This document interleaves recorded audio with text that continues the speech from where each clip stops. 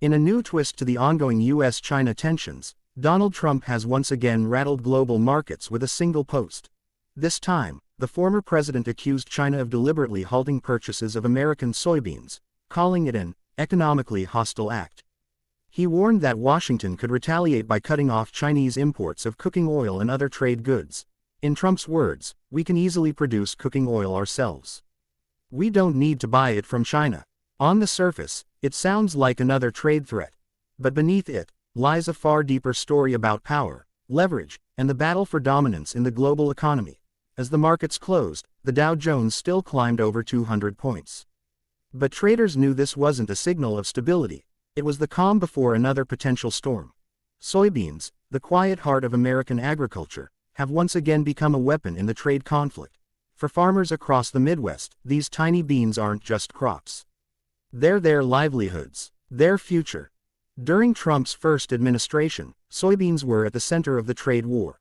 When China stopped buying them, it sent shockwaves across rural America.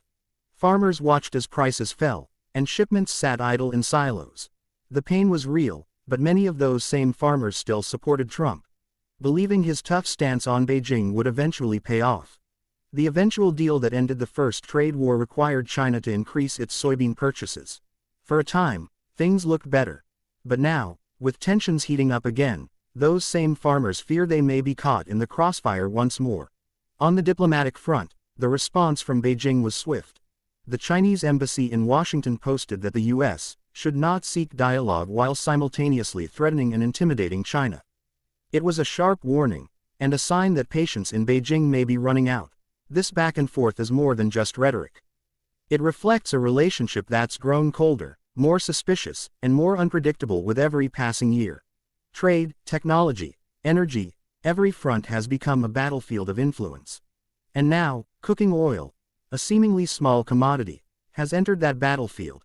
Analysts say Trump's remarks may not directly hurt China's economy, but they send a clear signal. Washington is once again ready to use trade as a tool of pressure. Meanwhile, at the Federal Reserve, Chair Jerome Powell spoke about the economy, monetary policy, and the uncertain path ahead.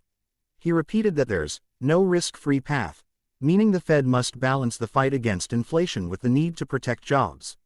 Powell also touched on artificial intelligence, acknowledging that it's too early to know exactly how AI will reshape the workforce. But he hinted that, like most technologies before it, AI could raise productivity and improve living standards in the long run. Still, Powell's calm, measured tone stood in stark contrast to Trump's fiery rhetoric. One man spoke of data, balance, and gradual progress.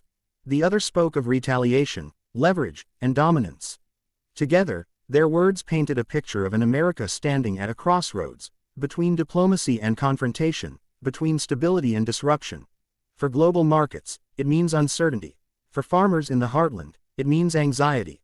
And for Beijing and Washington, it signals that the trade war that once seemed to end may be starting all over again.